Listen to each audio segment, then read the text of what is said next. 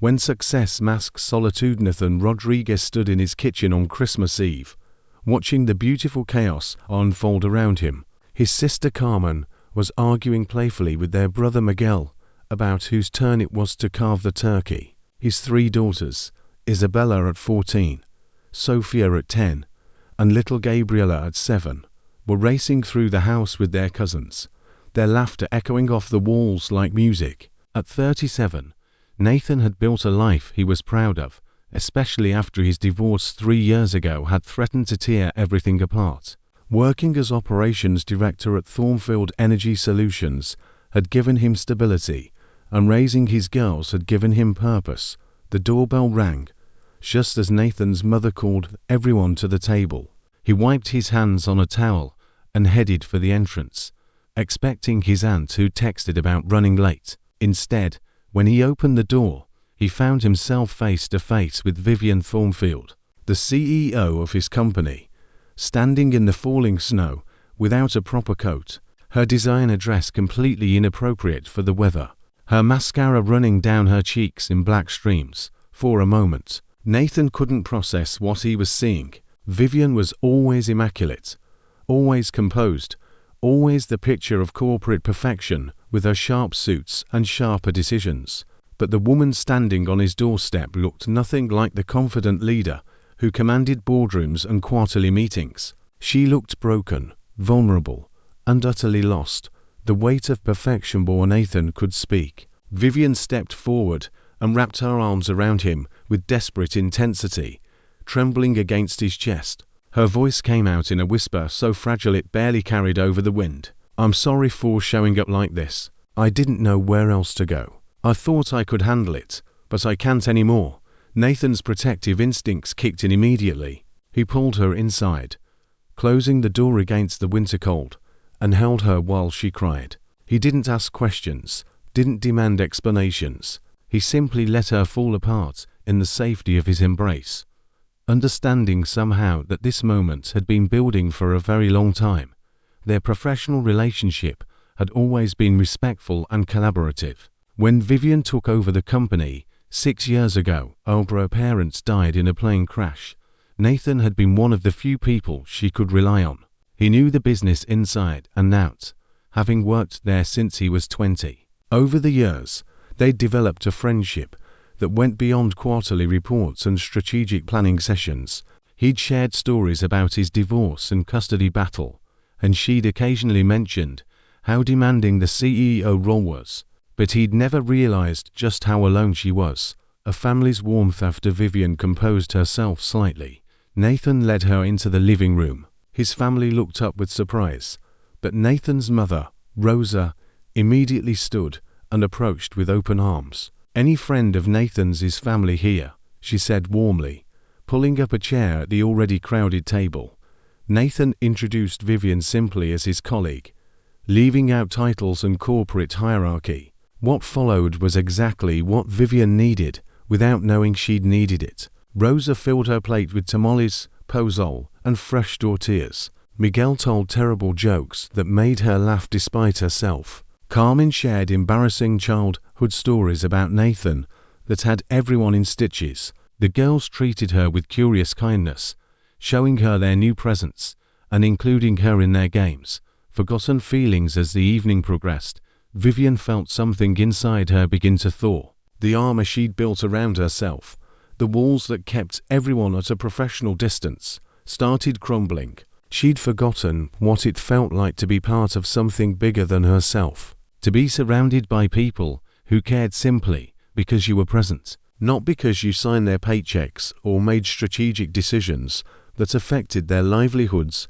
She helped Rosa clear dishes while exchanging recipes, sat on the floor assembling puzzles with the children, and found herself genuinely smiling for the first time in months. Every moment in that warm, noisy house reminded her of everything she'd sacrificed for success. Her empty penthouse apartment suddenly seemed less like an achievement and more like a prison of her own making. When the evening wound down and relatives began saying their goodbyes, Vivian realized she didn't want to leave. The thought of returning to silence felt unbearable after tasting this warmth. As Nathan walked her to the door, She hugged him again, but this time with gratitude rather than desperation. "A confession that changes everything. I don't know how to thank you properly," Vivian said, her voice still thick with emotion. Then she added words that made Nathan's blood run cold. "I was planning to do something terrible tonight before I came here. This evening literally saved my life." Nathan grabbed her shoulders gently, but firmly, looking directly into her eyes. "Promise me you'll never let it get that dark again, Vivian. I'll always be here when you need someone. Always. You understand me?" She nodded, tears flowing fresh again, then walked to her car and drove away into the night. But Nathan stood at the door long after her taillights disappeared, her words echoing in his mind with terrifying clarity. What if she wasn't okay now, that she was alone again? The pursuit through snow. Nathan couldn't shake the feeling of dread that settled in his chest. He stood at the window, watching snow fall heavier by the minute, and Vivian's confession replayed endlessly in his mind. "I was planning to do something terrible tonight." Those words carried weight he couldn't ignore. What if returning to her empty apartment triggered those dark thoughts again? What if she needed help and no one was there? Without overthinking it, Nathan grabbed his coat and keys. "Papa, I need to check on someone." He called to his father, who was still in the kitchen. "Watch the girls for me." Before anyone could ask questions, he was out the door and in his truck. Driving through increasingly dangerous conditions, he went straight to Vivian's building first. That modern glass tower in the financial district where she lived on the top floor. Nathan rang her doorbell repeatedly, waited in the lobby, tried calling her phone. Nothing. Just silence and darkness through her windows. His worrying transformed into something closer to panic. He drove through nearby streets, searching for her silver Mercedes, but the snow made visibility almost impossible. Every parked car looked the same under white blankets of accumulation. Nathan retraced the route back toward his neighborhood, heart pounding, praying he was overreacting, but unable to convince himself to give up. Red and blue lights. When Nathan turned onto his street 20 minutes later, his worst fears seemed confirmed. Police lights flashed in front of his house, painting the snow in alternating colors of emergency. He accelerated as much as the conditions allowed, his mind racing through terrible possibilities. Then he saw her. Vivian stood near a police cruiser, wrapped in a blanket, crying but physically unharmed. Relief flooded through him so powerfully he felt dizzy. She was involved in a minor accident, one of the officers explained as Nathan rushed over. Single vehicle collision with a light pole about 3 miles from here. No injuries, but she was quite shaken. She insisted we bring her to this address, said it was the only place she felt safe. Nathan's heart clenched at those words. He thanked the officers and wrapped his arm around Vivian, guiding her back inside. She leaned against him heavily, as if all her remaining strength had finally given out. Midnight confession sensed. Nathan made tea, while Vivian settled on the living room couch. The house was quiet now, his daughters asleep upstairs, the earlier celebration reduced to dishes drying on the counter and wrapping paper stuffed in garbage bags. When he returned with steaming mugs, he found Vivian staring at nothing, lost in thoughts he could only imagine. "I went after you," Nathan said softly, sitting beside her. "After you left, I couldn't stop thinking about what you said. I had to make sure you were all right." Vivian's eyes filled with fresh tears. "No one has ever done something like that for me. Not even my parents when they were alive. They were always so consumed by the business that I learned very young to handle things alone."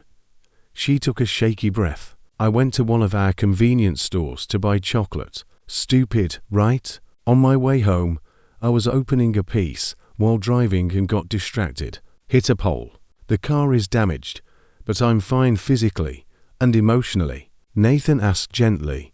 She was quiet for a long moment. "You asked me at the company party what my Christmas plans were." I lied, Nathan.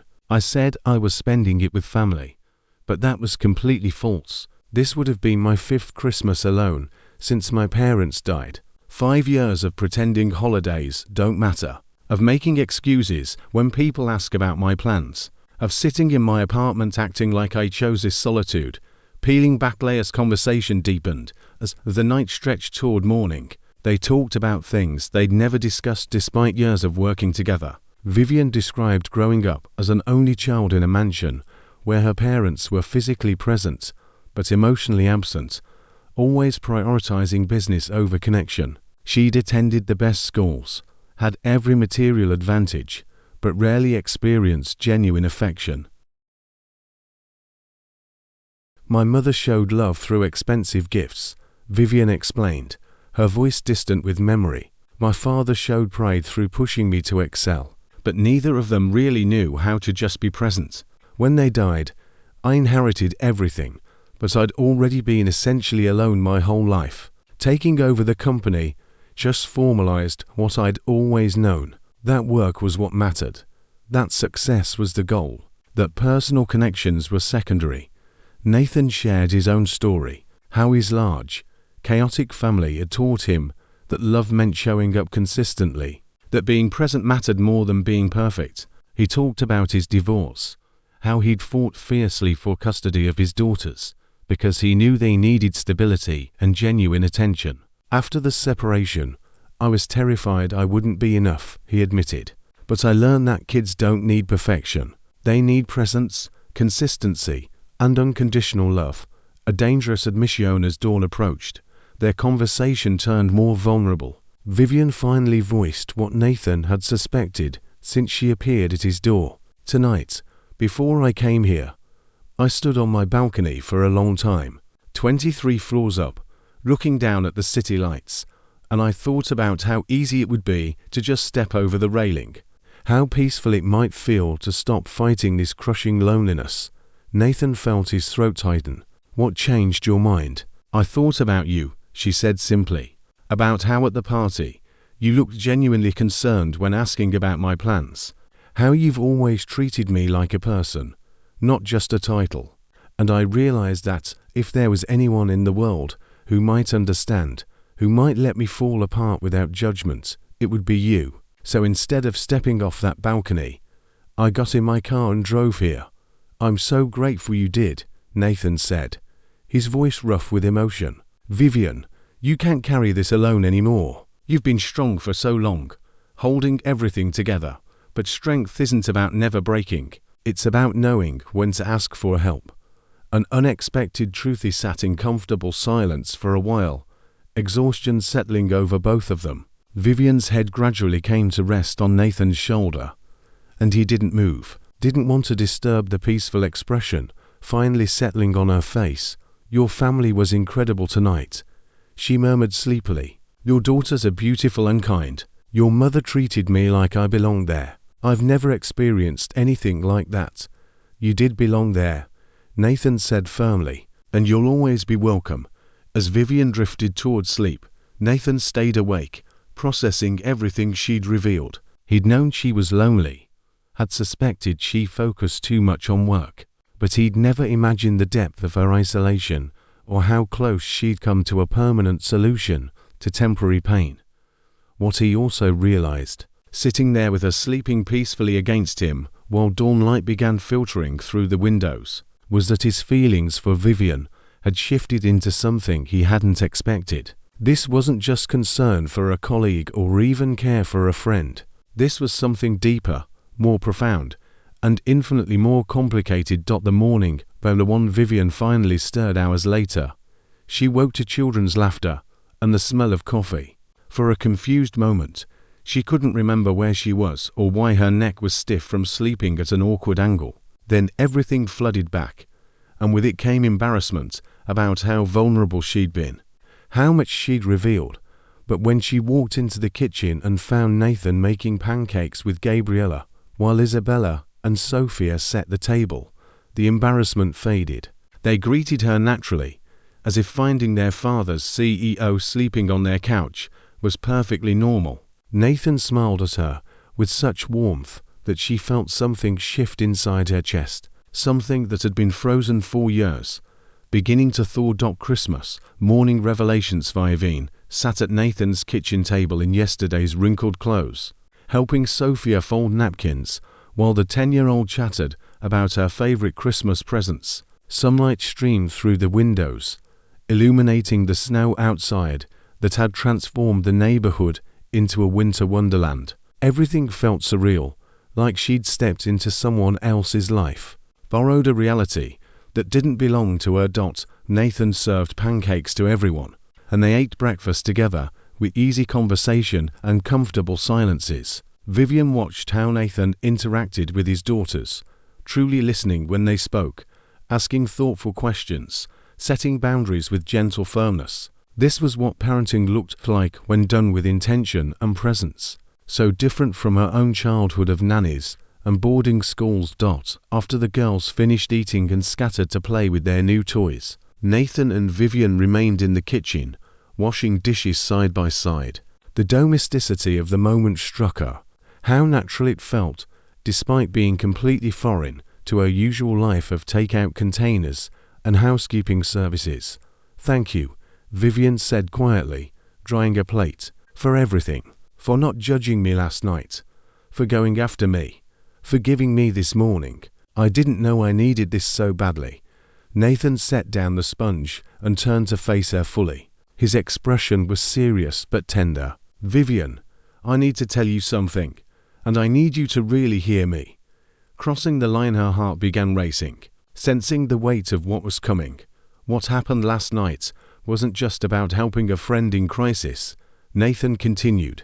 "When I saw you at my door, when you slept on my shoulder, when I woke up this morning and found you in my kitchen with my daughters, as if you'd always been here, I felt something I haven't felt in years. Maybe something I've never felt with this intensity." Vivian held her breath, afraid to move, afraid to break whatever was happening between them. "I think I'm falling in love with you," Nathan said simply.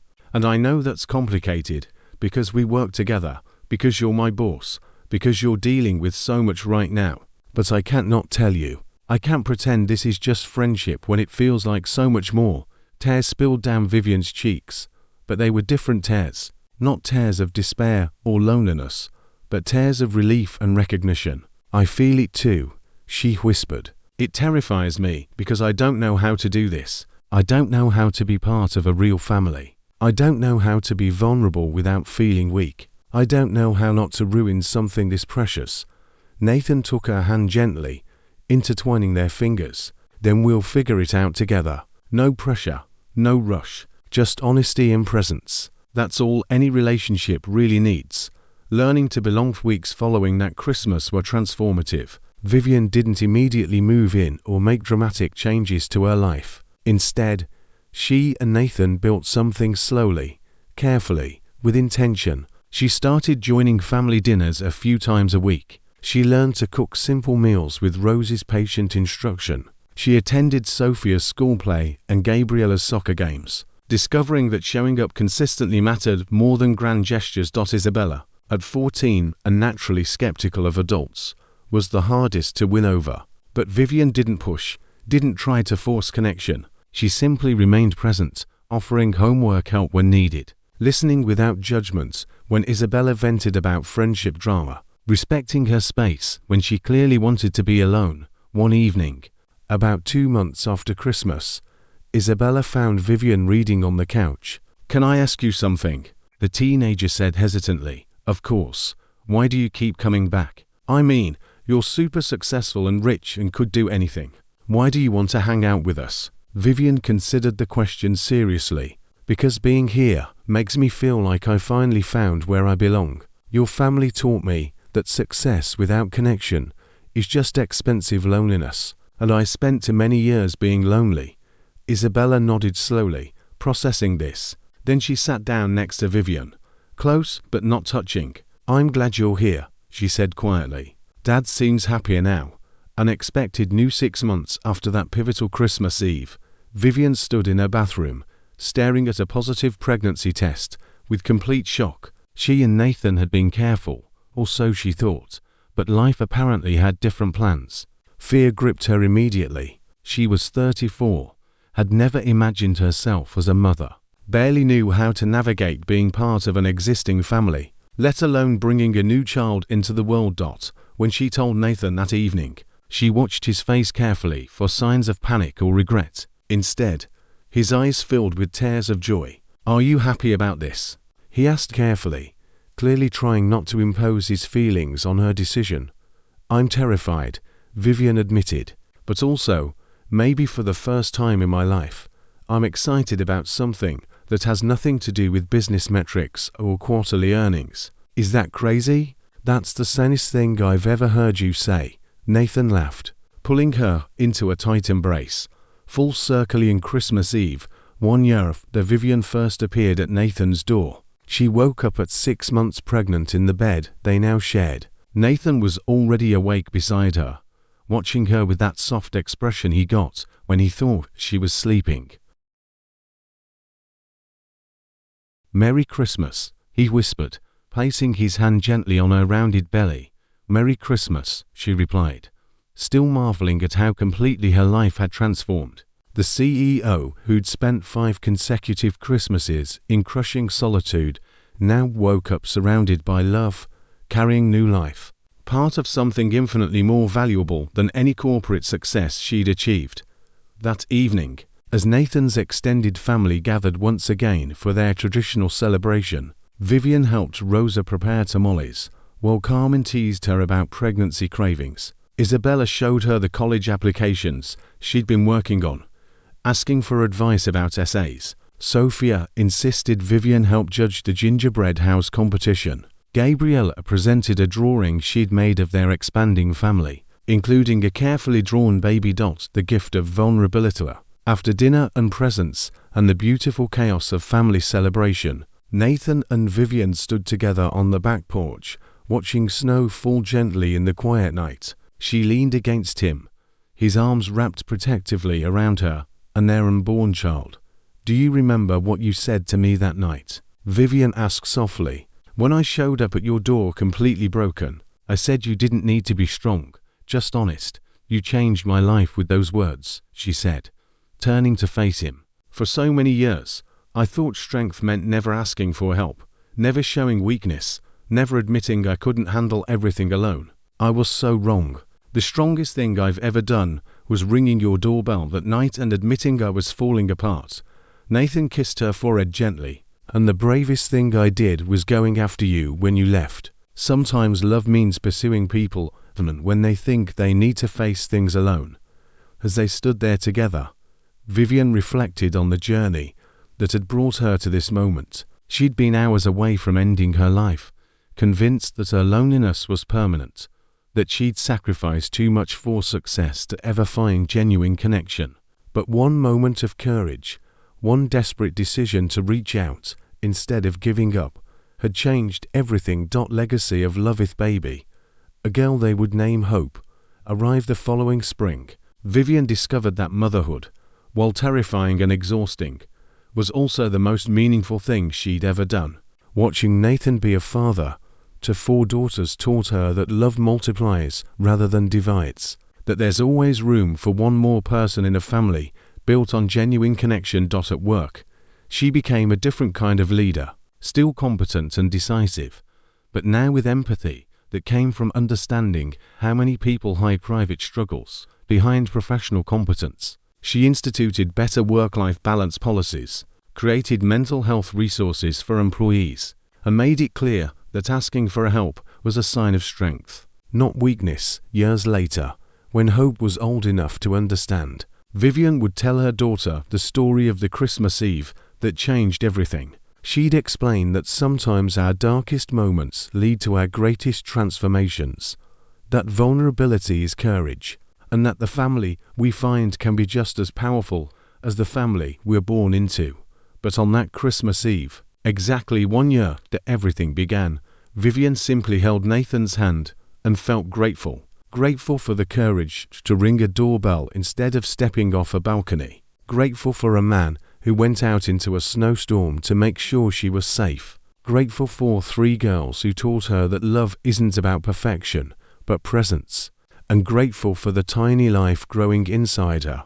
Proof that it's never too late to start over, to build something beautiful from broken pieces, to choose connection over isolation. The snow continued falling softly around them, covering the world in clean white possibility, just as it had 1 year ago, when loneliness gave way to belonging, and one desperate knock on a door opened into a completely new life.